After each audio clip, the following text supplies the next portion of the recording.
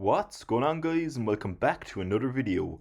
So today I want to carry on the discussion that we had recently of trading 212, charging fees and commissions. So in today's video I want to go into a bit more detail and give some more updates on this topic.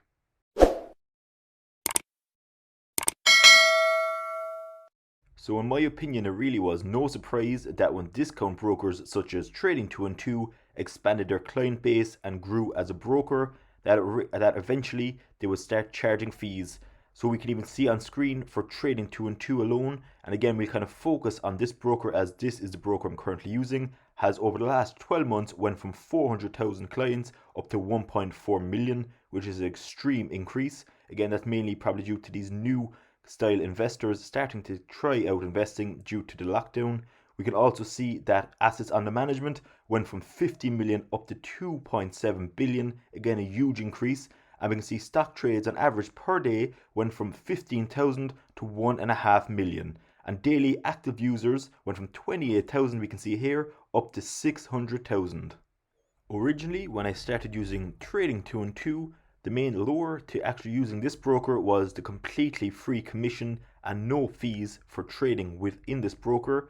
Now, I've mentioned in the prior video on this topic that they have now introduced deposit fees if you want instant deposits. Again, if you want bank transfers, which takes 2 to 3 working days, this is still free for now. But now they're also after adding in an FX charge of 0.15%. So originally, Trading 212, as I said, deposit fees were completely free. However, now if you want to use the instant deposits, it's going to cost you 0.7% per transaction. Now, if you have a small account, this could make a big impact on your overall investing, and a lot of people within Trading 212 would have small accounts. So firstly, that was the first initial fee that Trading 212 was going to charge. Now again, it's worth mentioning if you want the deposits over 2 to 3 working days, it's still free. So if you have patience, which I don't have, it is a bit annoying. So you could also counteract this by always having a cash reserve on your Trading 212 account ready to instant invest if you would like to do that as well. So that was kind of the first initial fee that came out a few months ago. And then recently enough, we got another notification or email stating that they are now going to charge FX impact fees of 0.15%. Again, this is quite small and it's probably still one of the cheapest even for discount brokers, the FX charge. But again, this is another additional fee that has since popped into Trading 212. Now, don't get me wrong, 0.15% is still very low. For example, we can see on screen that Freetrade are currently charging 0.45% for their FX conversion fees. However, there's a lot of people, we can see on this article as well, starting to question the integrity of these so-called free trading apps or brokers. And it's not just the FX fee charge or the deposit fee that is causing uproar within the Trading 212 user community. It's also the fact that as of late, for example, just off the top of my head, stocks such as Gevo, as I've just watched Trading with CJ's video on that they are now stopping orders on certain penny stocks. Again, this really goes against the whole free market style economy, and this all kind of started with GameStop a few weeks back. We can see on this article that Trading 212 has suspended trading in microcap penny stocks, which attracted the attention of both regulators and amateur investors over the past 2 months amid social media interest.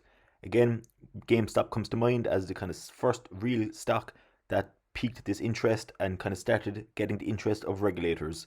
And we can see that the FCA regulated broker said it temporarily halts purchasing of penny stocks that are highly illiquid and have market cap in the tens of millions. And then we got a quote from Trading 212 directly stating that if we don't do so, we risk with being suspended by both the relevant exchanges and market makers. Another question that I've been asked quite a lot in the comment section of my videos is new investors wanting to open Trading 212 accounts and the massive backlog here, and they're waiting weeks upon weeks, and a lot of people still don't have replies in terms of opening an account. Now that's quite interesting in my opinion, and I can't really get my head around it. For example, let's say if you opened a corner shop and there was a big queue at the door, you're going to try as fast as you can to get these people within the store moving so that the customers, or potential customers should I say, that are still outside the door have an opportunity to buy your stock. And the reason why I'm really questioning how they're taking so long is because there are so many alternative discount brokers at the moment. And again, with Trading 212 starting to introduce fees, you would think that they're trying to drag in these new investors for new clients as quick as they can before they get lost to competitors. What I find really interesting in this article is that brokers, market makers, regulators, and even exchanges are still trying to navigate this new environment of this influx of new investors, and they will continue pushing forward to provide as much trading freedom and emphasis on trading freedom as possible within the regulatory framework. Now, this brings us on interestingly to our next point. So an article I've just seen on the Financial Times is that zero commission trading, such as trading 2 and 2, free trade, etc., is starting to face scrutiny between watchdogs and the European Commission. So this article makes many valid points, such as the EU market watchdogs will start scrutinizing business models of platforms that have sprung up for commission-free trading, and we can see that trading 2 and 2 is on this list on this article. And these neo-brokers aim to undercut the high commissions that European banks often charge retail investors to buy shares, but their business models now face scrutiny after a surge in fee-free day trading in the US stirred up controversy. And just the final thing from this article, again, there's many other very valid points if you'd like to read it in your own time, but you can see here there's no such thing as a free lunch, which is certainly very true. And another quote is, payments for order flow from third parties such as market makers may substitute commissions that are otherwise paid by clients, creating conflict of interest and resulting in less transparency for retail clients. So it's definitely going to be very interesting over the coming weeks and months to firstly see if Trading 2 and 2 is going to start charging further fees. In my opinion, as I said in my prior video on this topic, I do really believe that in the coming months, once they have a lot bigger client base, that they're going to start having, like, let's say a free and pro account where you'd have to pay, let's say, €3 to €5 a month to use. So it'd be interesting to see if I'm right on that. And the second thing that I find interesting is to see overall in terms of discount brokers, if these Financial Times articles are going to have an impact on clients going forward. Like on the two main topics or points that I discussed in this video, I can see the pros and cons or the rights and wrongs of each of these arguments. Firstly, Trading 2 and 2 is a business and it has to make money. If, for example, if I was in charge of Trading 2 and 2, you probably would realistically try to charge fees to make more profit and make as much profit as possible. That's the whole purpose of a business in the first place. So I can see both sides of the coin, so to speak, for this article or this kind of problem. And second of all, in terms of commission-free trading, and also the articles such as Financial Times bringing up the problems with discount brokers and how they're causing problems within the overall market, I can see the pros and cons for this as well, of that how these free brokers are undercutting these larger kind of older school style brokers, and I can kind of see again both sides of the coin on this article. But one thing I certainly don't agree with is that they're stopping people from buying certain stocks. This is supposed to be a free economy and market, so you should be able to buy and sell what you please. So a lot of brokers such as Trading 2 and 2 again is probably in the best interests to be able to halt these stocks so they won't get in trouble with the commissions down the line. But I do feel that it shouldn't be allowed. Again, for example, Gevo, a stock on Trading 2 and 2 that a lot of people have invested in, a penny stock.